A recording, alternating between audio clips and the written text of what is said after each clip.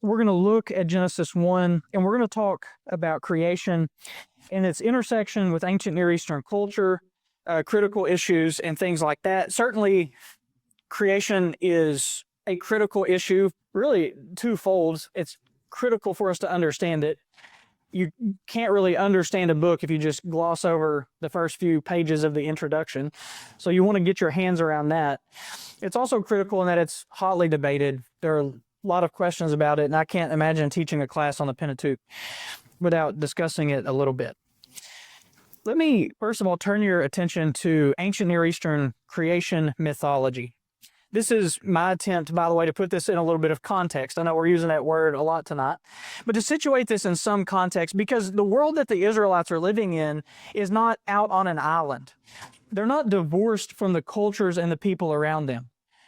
When you drive down streets in any town, you find that there are some streets that are given an English name. Some of them are named by important people. I think every town in the United States of America has a Martin Luther King drive or has a John F. Kennedy drive, right? No matter what town you're in. Something that's interesting, though, is you might be in a town in, say, the state of Arkansas. I can actually think of one in Russellville.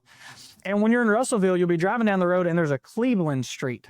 And you go, well, wait a minute, we're nowhere near Ohio. And then there's a, like, Kentucky Boulevard. And So the city is situated in a larger context of people and places that Arkansas and the city of Russellville belongs to. But then you're coming down the street and you come to like a Saint-Jacques Street or a St. John Street. And you go, well, wait a minute, why are we slapping French names now on English street signs? It's because we're influenced by and we're a part of a broad culture.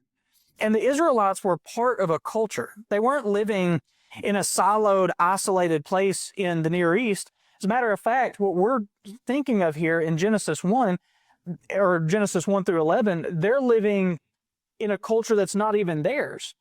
And so the history of Israel, if you want to kind of start the clock at Abraham, is coming out of Mesopotamia. So there's a lot, and Abraham himself is really Sumerian, but what becomes Mesopotamian culture. So we're talking about a Sumerian man with Sumerian religion, whose father may have been influential in the practice of Sumerian religion, whose family comes out of that culture, whose language comes out of that culture, their eating habits, their hygiene habits, everything about them is influenced by their Sumerian upbringing.